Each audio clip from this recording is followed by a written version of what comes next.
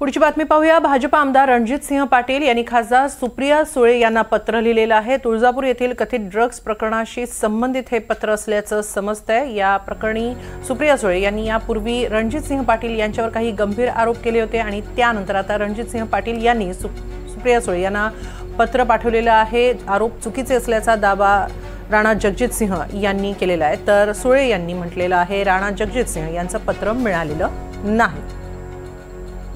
तो विभाजन झाल्यानंतर कोर्टात केस झाली, तुम्ही सगळ्यांनीच पाहिली। त्या काळामध्ये विभाजन झाल्यानंतर आणि राणादादा भारतीय जनता पक्ष गेल्यानंतर कुठलाही डेटा आमचा तरी ती व्यक्ती राष्ट्रवादी काँग्रेस पक्षात आहे किंवा आमची मेंबर आहे असा माझ्याकडे कुठला डेटा नाही। त्यांच्याकडे जर असेल तर जरूर त्यांनी द्यावा आणि कोणी कुठल्या पक्षात जावं हा प्रत्येक पक्षाचा अंतर्गत प्रश्न आहे। मी एक विनम्रपणे मी राणादादांवर कालही आरोप केला नाही, आजही करणार नाही आणि मला विश्वास आहे की ती उद्या त्यांच्यावर आरोप करायची वेळही आणणार नाही। मी माननीय मुख्यमंत्र्यांना पत्र लिहिलं आहे की ड्रग्सच्या बाबतीत आपण सगळ्यांनी, आणि ही बातमी कुठून आली, ही बातमी सगळ्या चॅनलनी सकाळी लावली। 7:30 वाजता सगळे चॅनल मी चेक केले, सगळ्या चॅनलनी ही बातमी लावली।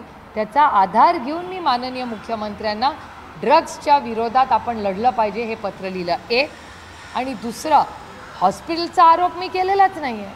हॉस्पिटलचं त्यांनी ते पत्र मला लिहायच्याऐवजी अर्ध पत्र माननीय मुख्यमंत्र्यांना एक्सप्लेनेशन द्यायला पाहिजे होतं।